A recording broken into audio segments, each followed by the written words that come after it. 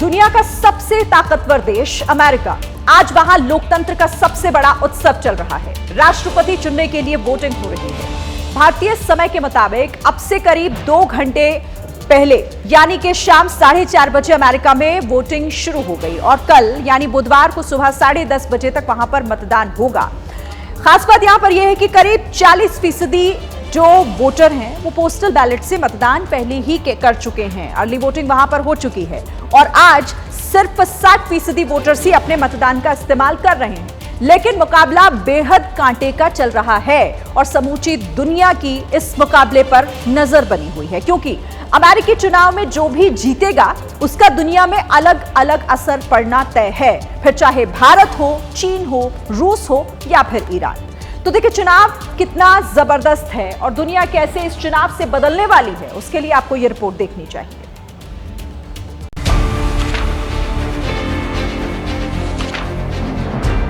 कौन बनेगा राष्ट्रपति? अमेरिकी चुनाव पर सबसे बड़ी कवरेज सिर्फ एबीपी न्यूज पर।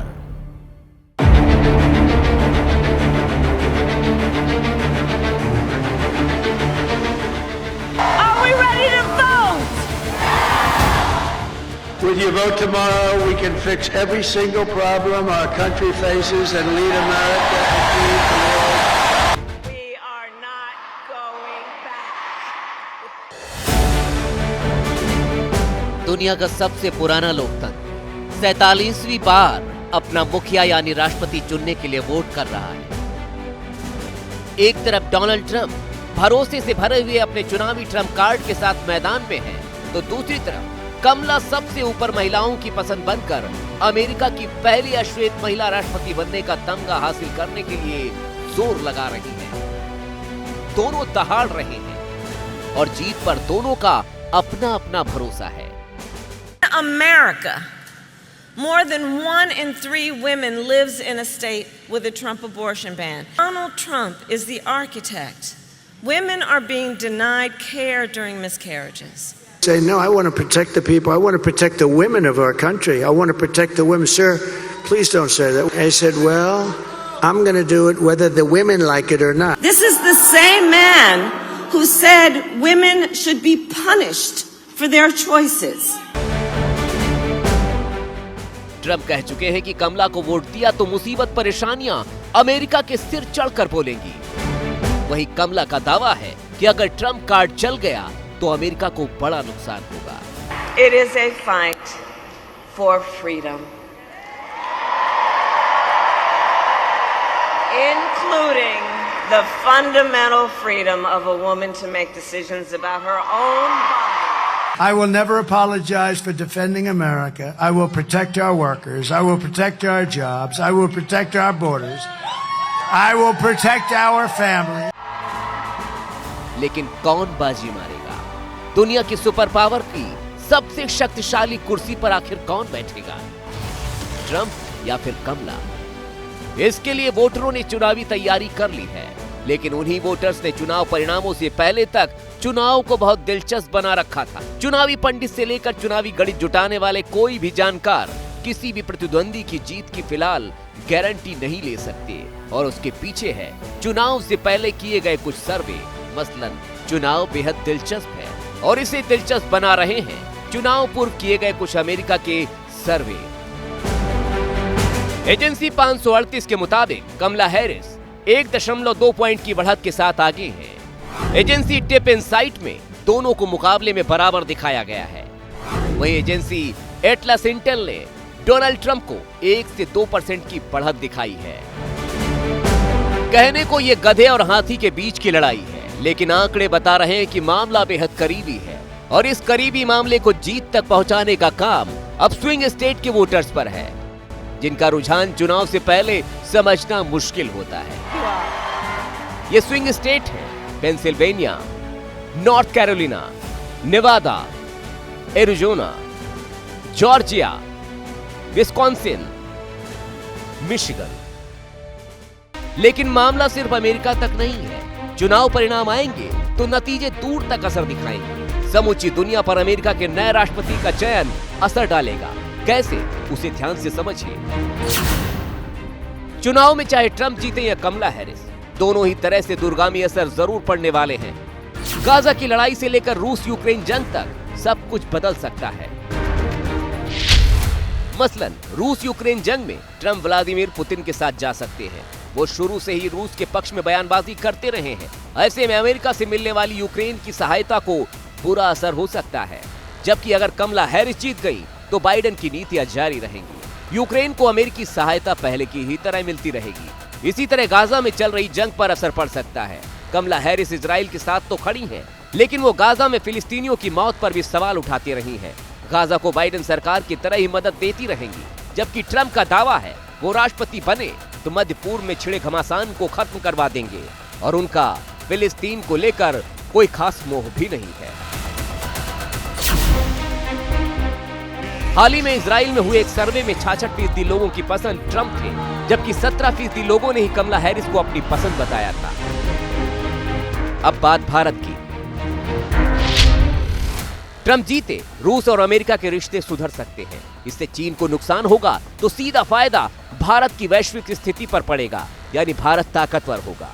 ट्रंप जीते तो इमिग्रेशन पर ट्रंप का कठोर रवैया भारतवासियों को नुकसान पहुंचा सकता है। दूसरी तरफ कमला हैरिस ने भारतवंशी होने के बावजूद भारत को लेकर कोई खास रुख तो नहीं बनाया, लेकिन अगर वो जीती तो भारत और अमेरिका के बीच रक्षा सहयोग और मजबूत हो सकता है। वहीं कमला हैरिस कुशल अप्रवासियों की वकालत करती रही हैं, इससे भारत को फायदा होगा।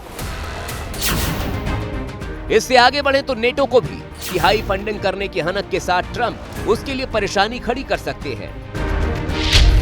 ट्रंप कई बार नेटो से बाहर जाने की धमकी दे चुके हैं। वो नेटो के बाकी सभी 30 देशों से नेटो के बजट बढ़ाने की बात कह चुके हैं, लेकिन अभी तक कुल 23 देशों ने ही बजट बढ़ाया है और अगर वो जीते तो बाकियों को बजट बढ़ाने के लिए कह सकते हैं। लेकिन अगर कमला हैरिस जीती तो वो बाइडेन की नीतियों को ही आगे बढ़ाएंगी।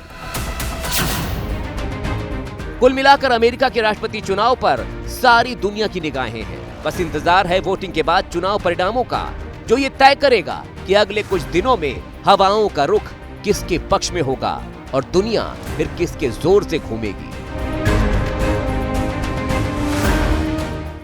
तो कौन बनेगा अमेरिका का प्रेसिडेंट? यही जवाब देने के लिए आज लोग अपने घरों से निकल रहे हैं और अपना वोट कास्ट कर रहे हैं। आइए आपको सीधे लिए चलते हैं, सबसे पहले ग्राउंड पर ही लिए चलते हैं। वॉशिंगटन से हमारी सहयोगी मधु भाटिया हमारे साथ जुड़ी हुई है और न्यूज रूम से मेरे साथ यहाँ पर विशाल भी जुड़े हुए हैं। लेकिन सबसे पहले मधु आपका रुख करेंगे, क्योंकि अब वोटिंग शुरू हुए कुछ घंटे बीत चुके हैं। किस तरीके का माहौल और जो सर्वे कह रहे हैं, क्या वही आज के दिन भी दिखाई दे रहा है क्या? जी बिल्कुल, आज के दिन भी वैसा ही दिखाई दे रहा है। यहाँ पर पोलिंग शुरू हो चुकी है, लोग मतदान करने आ रहे हैं और इनमें कई लोग वैसे हैं जिन्होंने मन अभी तक नहीं बना था कि वो कमला हैरिस को वोट देंगे या फिर डोनाल्ड ट्रंप को वोट देंगे। जैसा कि दर्शकों को पहले बता चुके हैं कि अमेरिका में अर्ली वोटिंग काफ़ी समय से चल रही है, तो जो लोग डिसाइडेड थे कि चाहे वो डेमोक्रेट्स को वोट देंगे या रिपब्लिकन्स को, वो अपना मत डाल चुके हैं। लेकिन आज सबसे अहम वो वोटर है जो आखिरी दिन जाकर अपना मत देगा और जो इस पूरे चुनाव का रुख बदल सकता है। इसमें इंडिपेंडेंट्स की बहुत बड़ी तादाद है और जैसा कि सारे सर्वे कह रहे हैं कि कांटे की टक्कर है, वो बिल्कुल साफ लग रहा है कि कांटे की टक्कर आज भी बरकरार है। बिल्कुल, कांटे की टक्कर लगातार यही सुनने को मिल रहा है और जिस तरीके से सर्वे भी लगातार यही बोल रहे हैं। विशाल, मैं अब आपका रुख करूंगी। इस चुनाव को बार बार ये कहा जा रहा है कि अमेरिका का चुनाव जब भी होता है तो सिर्फ अमेरिका तक सीमित नहीं रहता, उसका असर ग्लोबल लेवल पर होता है। पूरी दुनिया की निगाह इसीलिए भी टिकी हुई है। लेकिन ऐसा कहा क्यों जा रहा है? जरा हमारे दर्शकों को समझाइए कि क्यों ये चुनाव महत्वपूर्ण है पूरी दुनिया भर के लिए। देखिए शिरीन, बिल्कुल, क्योंकि अमेरिका का चुनाव का असर पूरी दुनिया पर पड़ता है और खास तौर पर जब दुनिया में दो हिस्सों में लगातार युद्ध जारी है, इजराइल और हमास के बीच गाजा में और रूस और यूक्रेन के बीच, तो ऐसी स्थिति में ये बहुत जरूरी हो जाता है कि अमेरिका में राष्ट्रपति कौन बनता है। क्योंकि डोनाल्ड ट्रंप ये कहते हैं अगर वो राष्ट्रपति बने तो वो युद्ध को रुकवा देंगे। वो रूस के साथ भी उनके संबंध बेहतर बताए जाते हैं बाइडेन के मुकाबले, और वहीं दूसरी तरफ वो इजराइल के साथ, क्योंकि जो उनका पहला कार्यकाल रहा है, हमने देखा किस तरह से उन्होंने यरूशलेम को इजराइल की राजधानी के तौर पर मान्यता दी थी और जब वो राष्ट्रपति बने थे उस समय इजराइल ने गोलान हाइट्स के कुछ हिस्सों को ट्रंप के नाम पर कर दिया था। तो उनकी नीति बिल्कुल साफ रही है डोनाल्ड ट्रंप की। कहीं ना कहीं इजराइल के लोगों को यह लगता है कि अगर ट्रंप सरकार में आते हैं, ट्रंप राष्ट्रपति बनते हैं, तो उनके हक में कई बड़े फैसले जा सकते हैं। लेकिन वहीं दूसरी तरफ अगर हम अरब देशों की बात करें, क्योंकि जिस तरह से इजराइल के साथ यहां पर जो बाइडेन प्रशासन है वो खड़ा तो जरूर है, लेकिन एक थोड़ा सा जो सॉफ्ट कॉर्नर है वो अन्य देशों की तरफ भी उसका झुकाव दिखाई पड़ता है।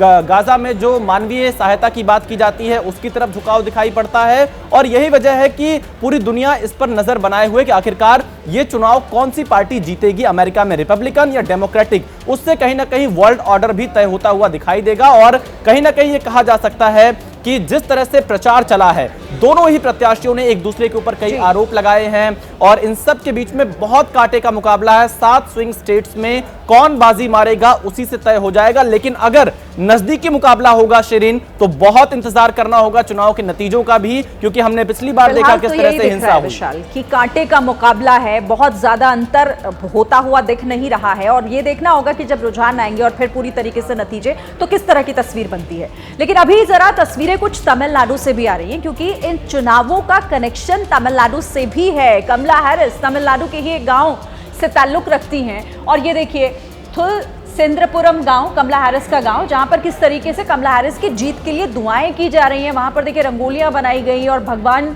के दर पर लोग पहुंचे हैं इस प्रार्थना के साथ कि इन चुनावों में, अमेरिका के चुनावों में कमला हैरिस की जीत हो और अगले राष्ट्रपति के तौर पर वो कमला हैरिस को देखना चाहते हैं। तो तमिलनाडु के गांव में, कमला हैरिस के गांव में पूजा की जा रही है। दूसरी तरफ अमेरिका में वोटिंग भी जारी है, कुछ घंटे बीत चुके हैं, और जिस तरीके से जो बताया जा रहा है, जैसा मधु भाटिया वहां से लगातार हमें रिपोर्ट कर रही हैं, मुकाबला बेहद कांटे का दिखाई दे रहा है। लेकिन ऐसा क्यों, और इस बार चुनावों में क्या कुछ खास रहा है, ये और कुछ जानकारियां लेकर मधु हमारे साथ लगातार जुड़ी हुई हैं। एक बार फिर से उनका रुख करते हैं। मधु, आज के दिन जब आप लोगों से बात कर रही है, इससे पहले क्या कुछ रहा वो एक अलग, लेकिन वोटिंग के दिन क्या वोटर्स के मन में होता है ये बहुत इंपॉर्टेंट होता है। मुद्दों की अगर मैं बात करूं तो ज्यादातर क्या आपको लोगों के मुंह से, वोटर्स के मुंह से सुनने को मिल रहा है? देखिए, जो सबसे अहम मुद्दे वोटर्स के लिए इस समय अमेरिका में हैं इस बार, वो दो तीन हैं। जैसे अगर मैं रिपब्लिकन पार्टी की तरफ से बात करूं तो जो वोटर्स ट्रंप को सपोर्ट कर रहे हैं वो उस बात में विश्वास रखते हैं कि ट्रंप जब पावर में आएंगे तो वो इलीगल इमिग्रेशन को काबू में करेंगे, वो इन्फ्लेशन को काबू में करेंगे। वो मुद्दा उनके लिए काफ़ी अहम है। लेकिन जो वोटर कमला हैरिस की तरफ जिनका झुकाव है, उनकी वजह है कि वो अबॉर्शन को लेकर काफ़ी सीरियस हैं, जिसमें महिलाओं की एक बड़ी तादाद है। वो चाहते हैं कि जो डेमोक्रेटिक पॉलिसीज़ हैं, जिसमें चाहे एक बैलेंस्ड ट्रेड हो बिटवीन अमेरिका या बाकी देशों के बीच में, वो एक बैलेंस बना रहे, वो उसमें फोर्सफुल अप्रोच ना हो। इजराइल गाजा अगर कॉन्फ्लिक्ट की बात करें तो उसमें भी एक बहुत बड़ा कॉन्फ्लिक्ट है, क्योंकि जो लोग चाहते हैं कि गाजा में पीस हो, किसी भी तरह से वहाँ पे सीज फायर हो, उनका झुकाव कहीं ना कहीं बाइडेन सरकार की नीतियों के बावजूद कमला हैरिस की तरफ है। क्योंकि कमला हैरिस ने कैंपेनिंग के दौरान लगातार ये कहा है कि वो बाइडेन सरकार की अप्रोच के में साथ में ज़रूर थी, क्योंकि अमेरिका की नीति है प्रो इजराइल, लेकिन उसके बावजूद वो गाजा में सीज फायर की पूरी कोशिश करना चाहती हैं, वो मानवता का रुख अपनाना चाहती हैं।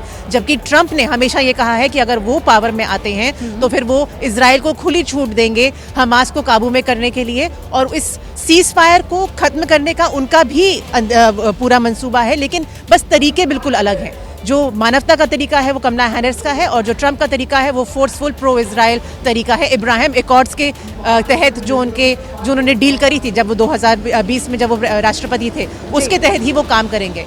तो ये मुद्दे जो हैं ये वोटर्स के लिए बहुत अहम हो जाते हैं। ठीक है। और विशाल, ये वाकई बहुत महत्वपूर्ण है इसे समझना कि अब चंद आखिरी लम्हों में, वोटिंग से ठीक पहले, अगर कहती है कमला हैरिस इस बात का जिक्र करती हैं कि वो चाहती हैं कि गाजा में शांति हो, वहां पर युद्ध रुके, तो इसके मायने क्या हो जाते हैं? क्यों उनको जरूरत पड़ गई आखिरी लम्हों में इस तरह के बयान देने की? देखिए शिरीन, बिल्कुल कमला हैरिस ये जानती हैं कि जो अरब अमेरिकी मुसलमान हैं वो बड़ी संख्या में वोट डालने के लिए नहीं निकल रहे, क्योंकि उन्हें ये लगता है कि कि अमेरिका का जो मौजूदा प्रशासन है बाइडेन और हैरिस का, वो इजराइल को हथियार मुहैया करा रहे हैं और उनका इस्तेमाल गाजा में जो मुस्लिम्स हैं उनके खिलाफ हो रहा है, ऐसा जो अरब अमेरिकी मुसलमान हैं उनको लगता है। तो कहीं ना कहीं वोटिंग से ठीक पहले कमला हैरिस ने जो अरब अमेरिकी मुसलमान हैं उनके वोट को पाने के लिए, उनको रिझाने के लिए ये बयान जरूर दिया होगा कि गाजा में वो युद्ध को खत्म कराने का प्रयास करेंगी, गाजा में युद्ध खत्म कराएंगी अगर वो राष्ट्रपति बनती हैं। क्योंकि कमला हैरिस को ये पता है, खासतौर पर मिशिगन जो राज्य है जहां पर लगभग 1 लाख की संख्या में अरब अमेरिकी मुसलमान है, जो कि स्विंग स्टेट्स है, अगर वहां पर कमला हैरिस को बढ़त लेनी है तो इस वोट को पाना जरूरी है। और अगर ये वोट घर से नहीं निकला तो कमला हैरिस के लिए मुश्किलें बढ़ सकती हैं। किसकी झोली में जाता है, कमला हैरिस या डोनाल्ड ट्रंप? क्योंकि दोनों का इसे लेकर अपना अलग अलग उनकी राय है और इसे वो जनता के बीच भी कई बार इसका जिक्र कर चुके हैं।